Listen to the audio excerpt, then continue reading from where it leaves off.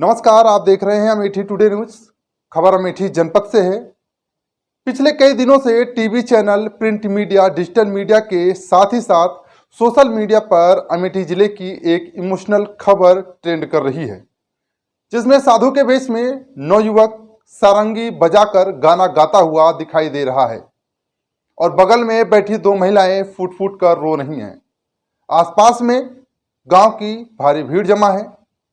दरअसल यह इमोशनल दृश्य अमेठी जिले के जायस थाना क्षेत्र अंतर्गत खरौली गांव के रहने वाले रतिपाल सिंह के मकान के सामने का है, जहां पर 22 वर्ष पूर्व लापता हुए रतिपाल के 11 वर्षीय पुत्र पिंकू सिंह उर्फ अरुण कुमार सिंह अचानक जोगी के वेश में आ गए।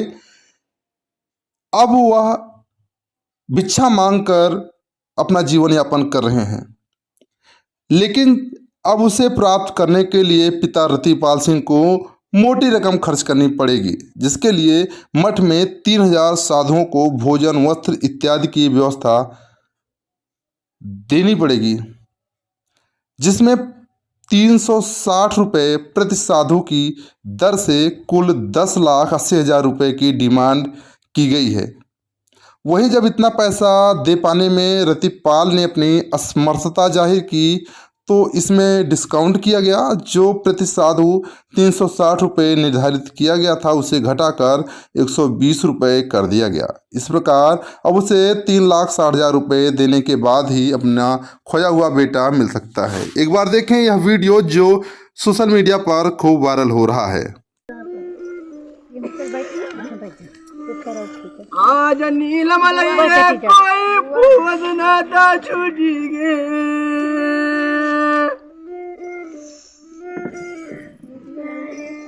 आज नीलमलैया कोई पूवस नाता छूटी गे, आज सुनौ रे कोई बबुआ कई कहानियों।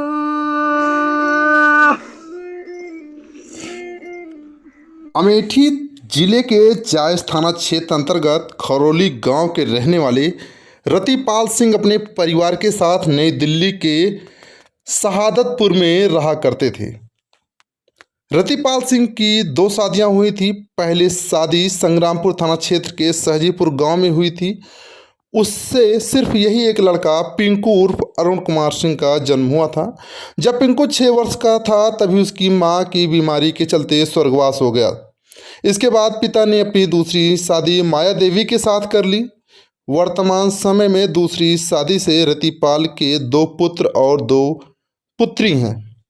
रतिपाल ने दोनों पुत्री की शादी कर दिया है, जो अपने अपने घरों में हैं, जबकि दोनों पुत्र दिल्ली में रहकर पढ़ाई करते हैं, जिसमें से एक 9वीं क्लास में है तो दूसरा 12वीं क्लास में पढ़ रहा है। वर्ष 2002 में जब पिंकू लगभग 11.5 वर्ष का था, तो दिल्ली में अपने घर के सामने कंचा गोली खेल रहा था, जिस पर सौतेली माँ ने पिंकू को डांटते हुए खरी खोटी सुनाई थी। माँ की डांट से नाराज होकर पिंकू घर छोड़कर चला गया, फिर वापस कभी नहीं आया। पिता ने बहुत खोजबीन किया, लेकिन पिंकू का कहीं कुछ पता नहीं चल सका। पिता के द्वारा खजुरी थाना में गुमशुदगी की दर्ज कराई गई, लेकिन पुलिस भी पिंकू को ढूंढ नहीं पाई।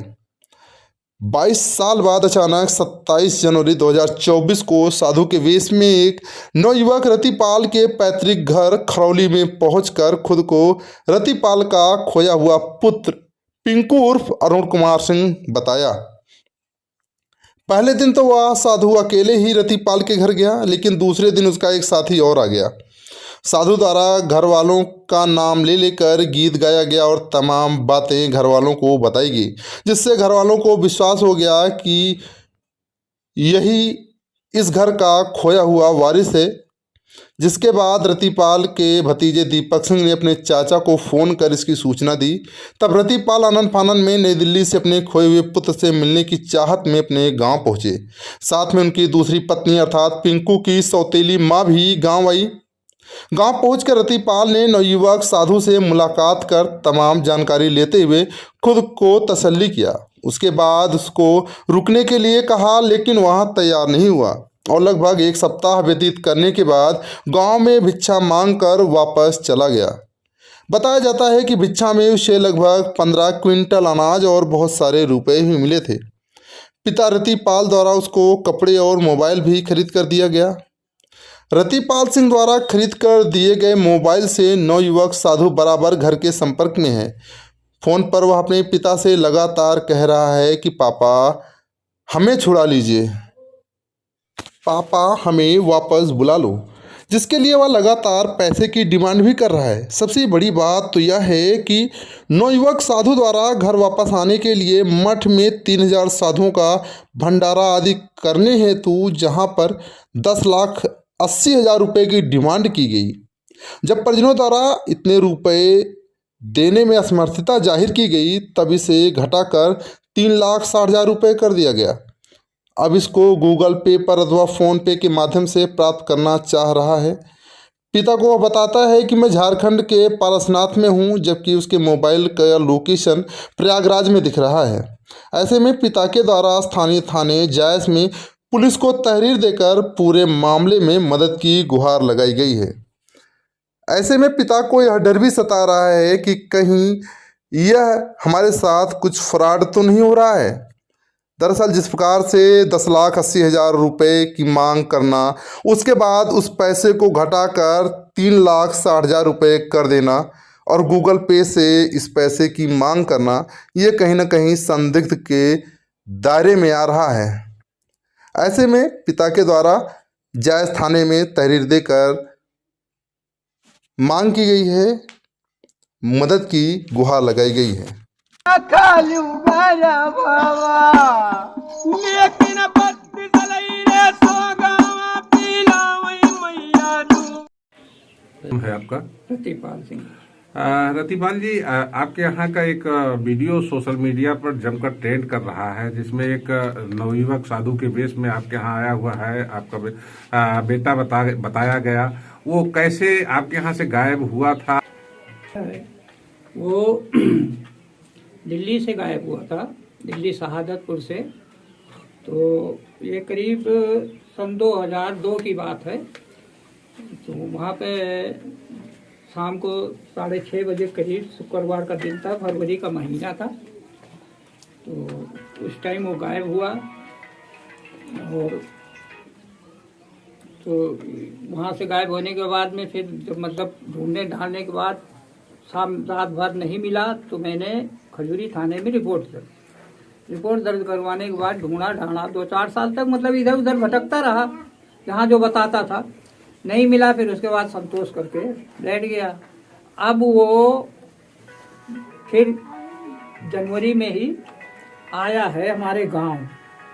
वो मेरा नाम बता रहा था लोगों को गा गा के।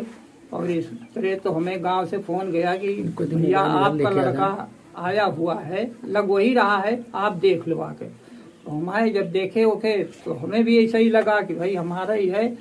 और उसके बचपन का जो पेट का निशान है वो भी हमने देखा, सब कुछ हुआ कामरान। और तो इस तरीके से जो है वो हमारे पास 2 दिन रहा। 2 दिन रहने के बाद में फिर वो कहने लगा कि पापा ऐसा है कि अब हम भिक्षा उक्षा ले लेंगे, लेकिन आप भिक्षा मत अपने घर से देना, बाकी सबसे हम चाचा चाची सबसे ले लेंगे, लेकिन आप मत देना, क्योंकि आप दोगे तो हम लौट के नहीं आएंगे। जब मम्मी पापा का अगर भिक्षा मिल जाएगा तो हम नहीं आएंगे। भाई हमने नहीं दिया। बाकी कपड़े लत्ते सब अपने पैंट बुशर्ट ये वो खरीदा कि हम वहाँ से मतलब ये जोगी पोशाक छोड़ के हम आपके पास आएंगे। तो फिर उन्होंने कहा कि ऐसा है कि कुछ वहाँ का मतलब जो है नियम है कि दान दक्षिणा जब भंडारा होगा तो उसमें देने के लिए। तो हम कहा बेटा बताना, जो खर्चा लगे दूंगा भाई, आना है ही है आपको। तो कहने लगे हाँ पापा आएंगे। फिर यहाँ से गल्ला वल्ला जो गांव में थोड़ा बहुत मिला था ठीक ठाक अपना ले गए, लेके वो चले गए। जाने के बाद वहाँ दूसरे दिन फिर फ़ोन करके मुझे बताया कि पापा जो है ऐसे ऐसे 3,000 साधुओं का सिस्टम है यहाँ, तो उसमें आपको इतना पैसा देना है।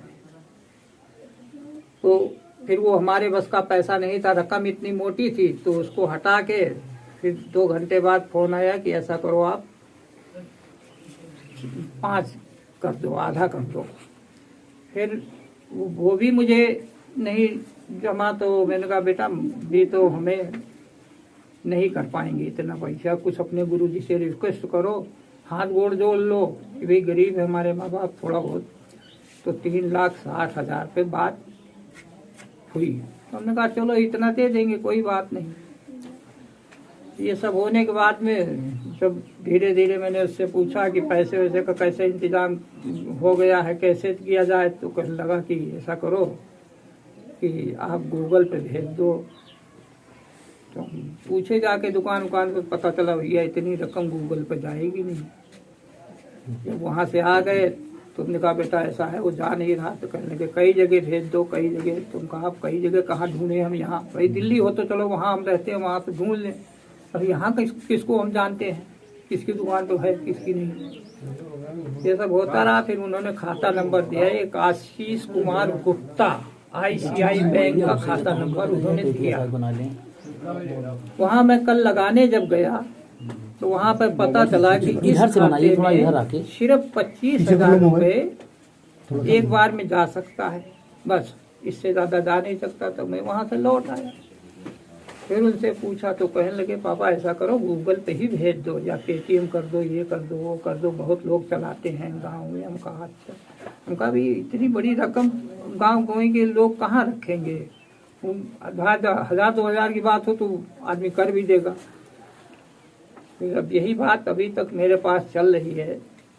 क्या आपको विश्वास है कि वो आपका ही लड़का है? विश्वास तो है कि लड़का है,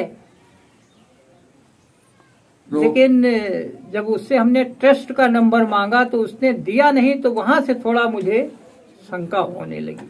अच्छा, इसके लिए आपने शासन प्रशासन से भी कुछ मदद? जी, हमने मीडिया वालों से कहा था और मीडिया पे हमने बोला था कि शासन और प्रशासन अगर मेरा सहयोग कर दे तो हमारा बच्चा हो सकता है कि मुझे मिल जाए।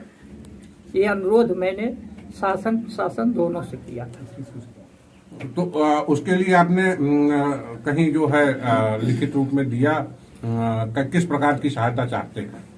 सर, लिखित रूप में अपने कोतवाली में ही दिया है कि अगर आप लोगों का सहयोग मुझे मिल जाए तो हमसे इतनी बड़ी रकम मांगी जा रही है और सहायता मिल जाती तो अच्छी बात है। ये हमने अपने जायज थाने में दिया।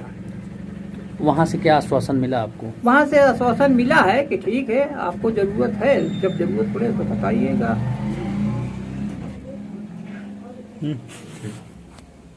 क्या नाम है आपका? माया देवी। माया देवी जी, ये जो युवक का वीडियो वायरल हो रहा है, बताया जा रहा है कि आपके साथ वहां पर था और आपकी डांट के बाद ही ये जो है घर छोड़कर गया है।